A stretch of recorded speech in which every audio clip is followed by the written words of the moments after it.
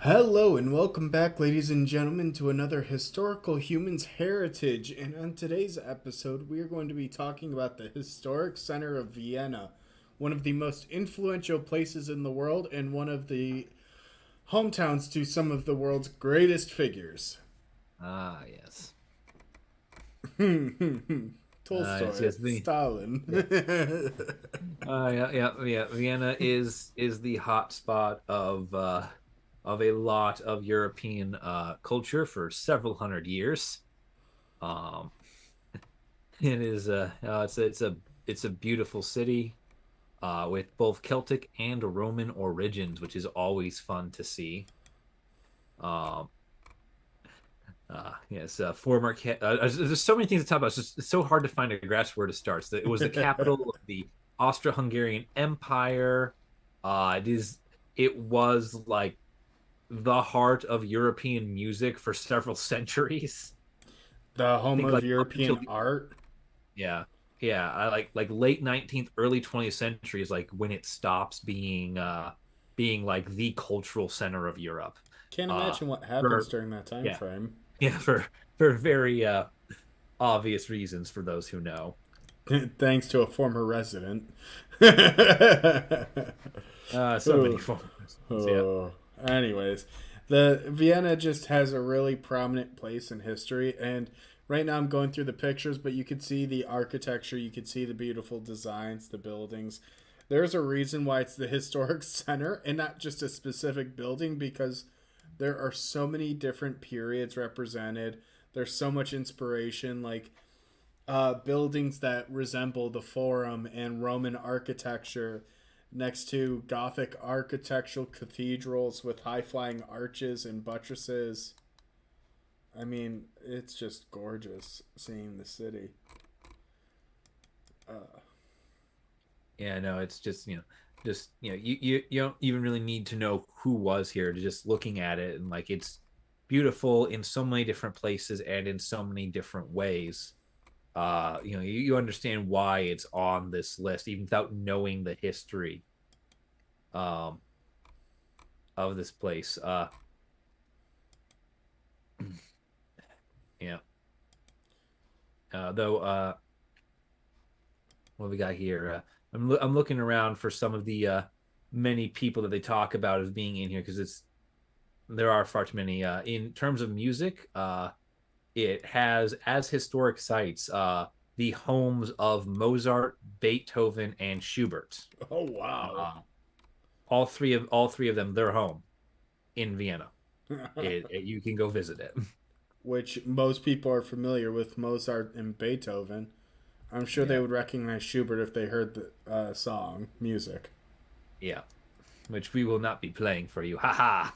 Although technically technically in the public domain. However, Yeah, the way they get around that is performances are copywritten. yeah, yeah. Welcome to late stage capitalism, everybody. But what are some of the Yeah. other prominent residences it mentioned? It does not make a lot of mention of the people, which I am very disappointed. It does talk about a lot of the architectural movements, um, which are in their own right very interesting, but are very much into the minutia of city planning and rebuilding. And we all know what happens when I start talking about that. Justin cuts the recording because will come back in 50 minutes. I'll still be here. But but the the city. Oh, go on. I was gonna say, but we could probably get into the criterion for this. Oh, I was gonna just go through a brief history of it Oh yeah, before we go hit for the it. history. Go for But the history. the Run city it. really began to expand. It has early Roman influence in history, obviously, which is present by some of the monumental architecture, and has a. It's theorized and pretty well known that the modern layout of the medieval core of the city is based on the original Roman settlement, and beginning in the 12th century, the settlement began to expand beyond the Roman defenses, which were demolished. And during Ottoman conflicts, the medieval town's walls, which surrounded a much larger area and were rebuilt and provided with bastions, so they were thoroughly expanded upon. but then they were later destroyed in the 19th century. So those medieval walls stood for a very long time, those fortifications. But they have a lot of designs of Baroque architecture. And in 1683, Vienna became home to the Habsburg Empire, our good old friends. It's the Habsburg dynasty. And they helped the city become a very impressive Baroque city. The Baroque character is specific in the large palace layouts, which are given in Belvedere Palace. And there were just a lot of large, beautiful palaces that were being built. Um, Oh yeah. but yeah, in the late 19th century, they destroyed the medieval walls. The city began expanding, and a lot more suburbs were incorporated into the city. And they basically worked to try and consolidate the city more so than it was previously. As for the criteria, and you can take a gander at that. Yeah. So, Vienna, namely the historic center, because we really, as much as we want to, can't incorporate the entire living city of Vienna into one heritage site. That would be a fun idea, but not going to happen. Mm-hmm.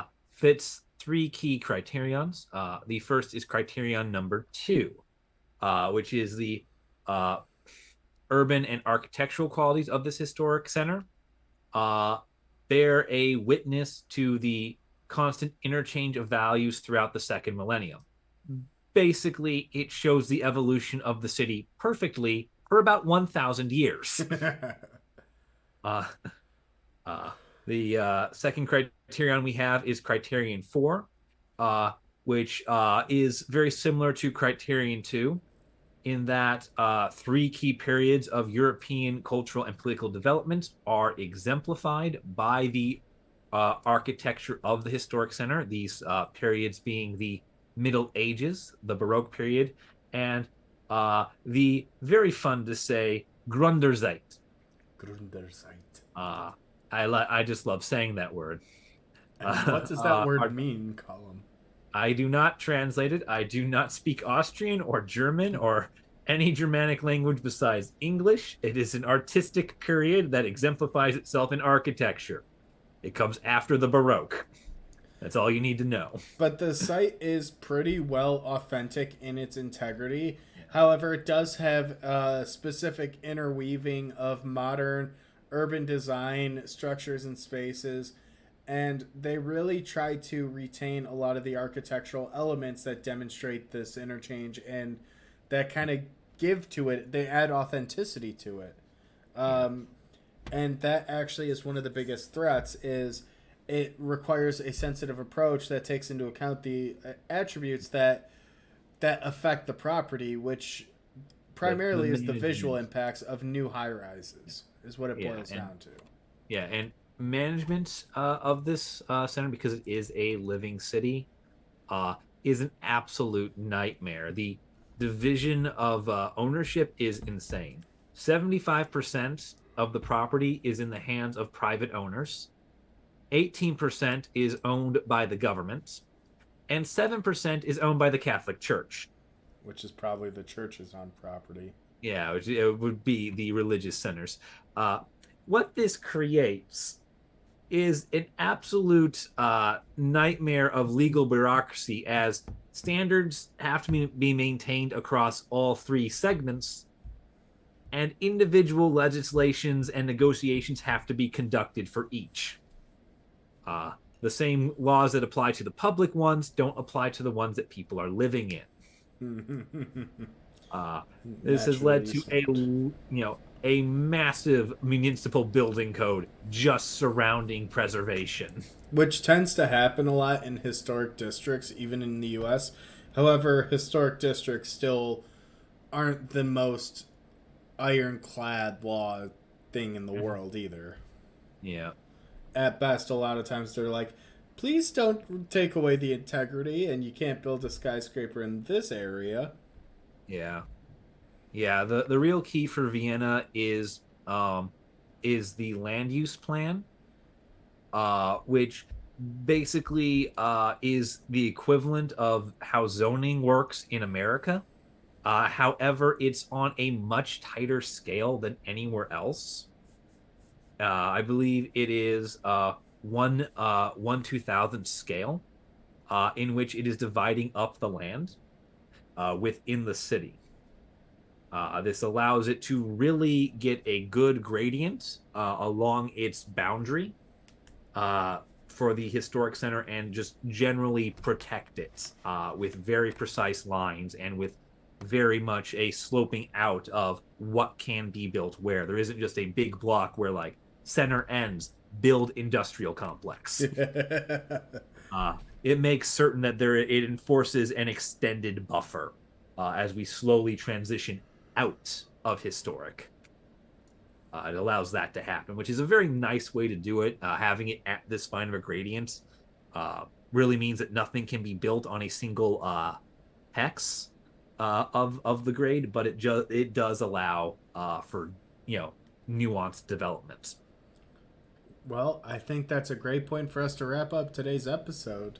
Thank you guys for watching. If you enjoyed, please leave a like, and if there's a topic you'd like to see us cover, leave a comment down below. See ya.